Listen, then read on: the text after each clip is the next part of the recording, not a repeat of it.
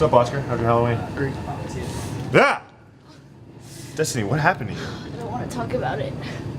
Well, I hope you're okay to do the broadcast. What? Hey, how's it going? Very good. Hey guys, how was your Halloween? Well, my parents don't really let me celebrate Halloween. Seriously? Yeah. Well, that's a shame. But lucky for you, I'm a pretty prolific trick-or-treater. Oh. Got some extra candy right here. Eat up. I want candy. I want candy. Destiny. Destiny. You're anchoring for the broadcast. Yeah.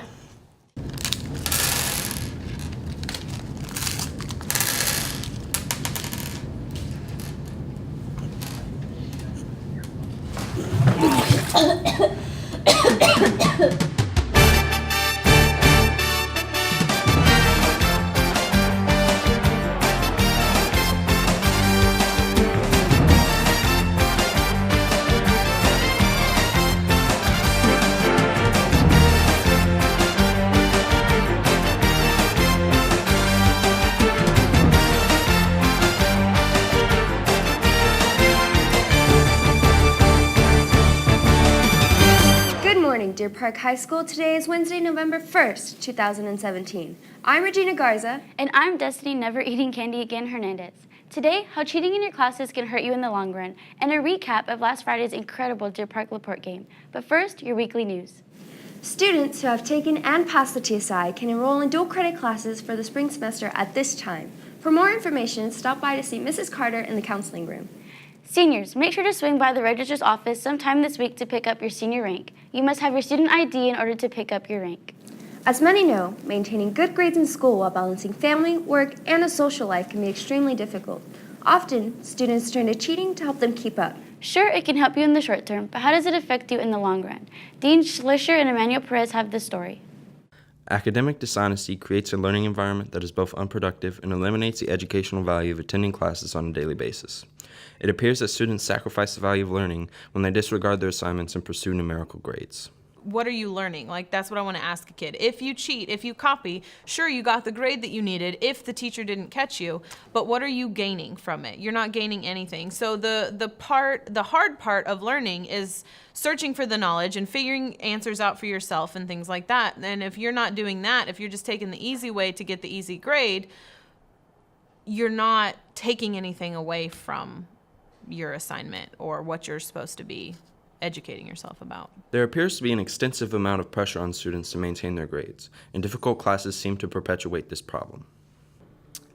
I think that's something that comes from the home and the pressure that maybe parents put on their kids to maintain an A and keep your GPA up so that you can get into the top 10% and get into the Texas colleges and have that esteemed honor of being in the top 10. And so they'd rather have the number rather than have the actual education and knowledge.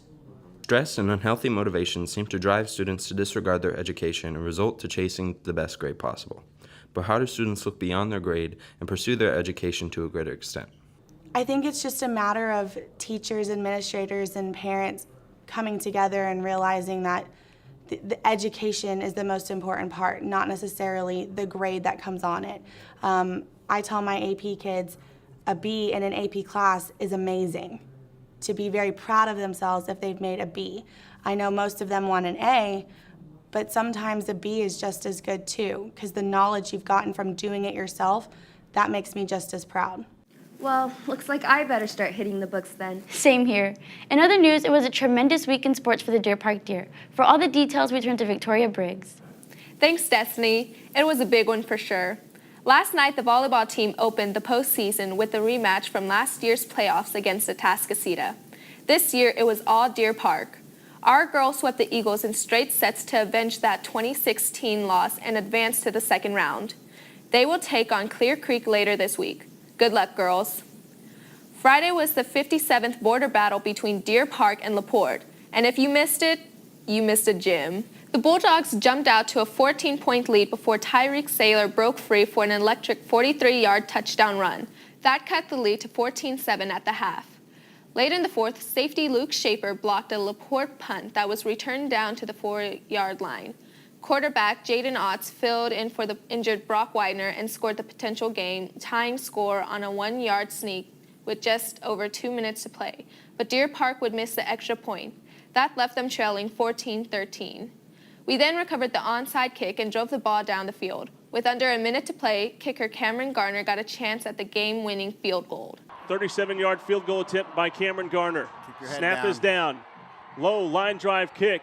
And it is good with 41 seconds to go.